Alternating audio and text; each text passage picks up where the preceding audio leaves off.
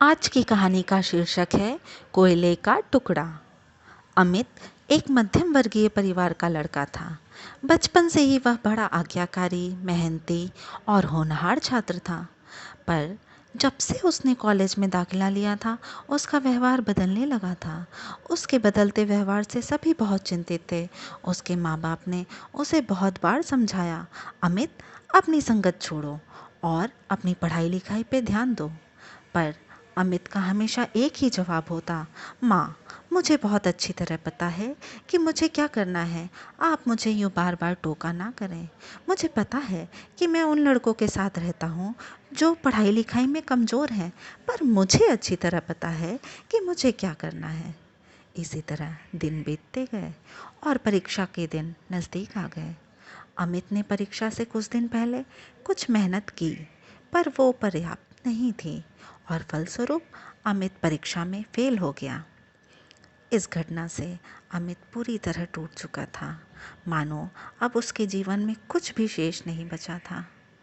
वो न किसी से बात करता, न किसी से मिलता जुलता, यहाँ तक कि उसने घर से बाहर निकलना ही छोड़ दिया था। उसकी इस हालत से उसके माँ बाप और भी चिंतित हो गए। सब ने अपने अपने तरह से उसको समझाने का बहुत प्रयत्न किया, पर किसी की बात का अमित पे कोई असर ना हुआ। जब ये बात उसके टीचर को पता चली, तो उन्होंने अमित को इस स्थिति से बाहर निकालने का निश्चय किया और अमित को अपने घर बुलाया।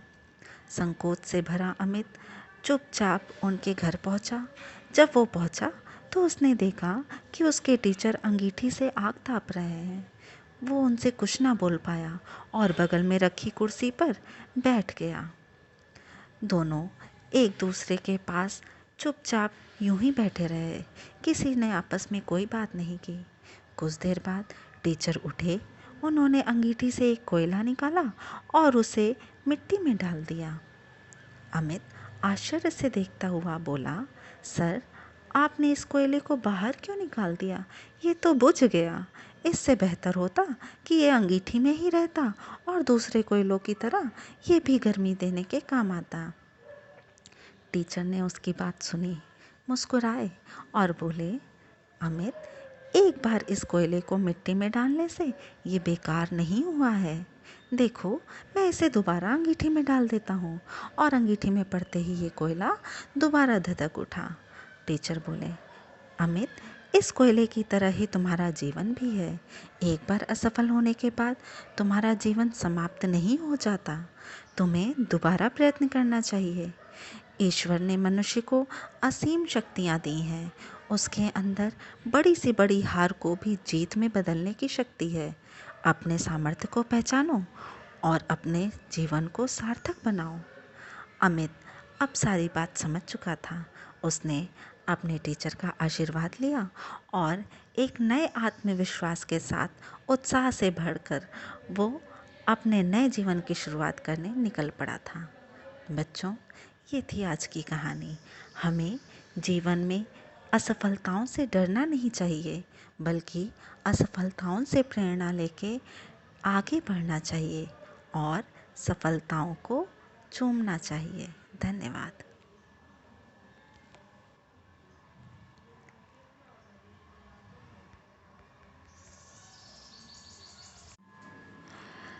ये कहानी है एक गांव में रहने वाले दो बच्चों की।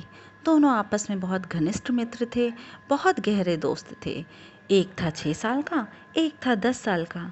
एक दिन दोनों साथ खेलते खेलते गांव से बहुत दूर निकल आए। जहाँ वो खेल रहे थे, वहाँ गहरा कुआं था। अचानक बड़े बच्चे का पाँव फिसला और वो कुएं में गिर गया। चिल्लाने लगा, बचाओ मुझे बचाओ। छोटा बच्चा हैरान परेशान इधर उधर कि वो उसकी मदद कैसे करे।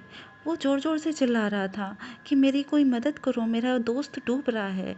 लेकिन वहाँ उनकी आवाज़ सुनने वाला, उनकी मदद के लिए आने वाला कोई नहीं था। अचानक उस छोटे बच्चे की नज़र एक बाल्टी पे पड़ी जो एक रस्सी से बंधी हुई थी। उसने बाल्टी उठाई, कुएं में फेंकी और अपने दोस्त से कहा कि दोस्त, इस बाल्टी को ज़ोर से पकड़ो। और जैसे ही उसके दोस्त ने उस बाल्टी को पकड़ा, वो रस्सी के सहारे उसको खींचने लगा, लेकिन उसमें इतनी ताकत नहीं थी। वो थोड़ी देर में थक जाता और वो बाल्टी फिर फिसल जाती उसके हाथ से। फिर लेकिन उसने हिम्मत नहीं हारी और अंत में अपने प्रयास से, अपनी हिम्मत से उस बाल्टी को खींचता ही गया और अपने दोस्त को कुएं से बाहर निकल आया। दोनों गले मिल के खूब रोए और दोनों ने एक दूसरे को गले लगाया और कहा कि चलो दोस्त, हम गांव वापस चलें।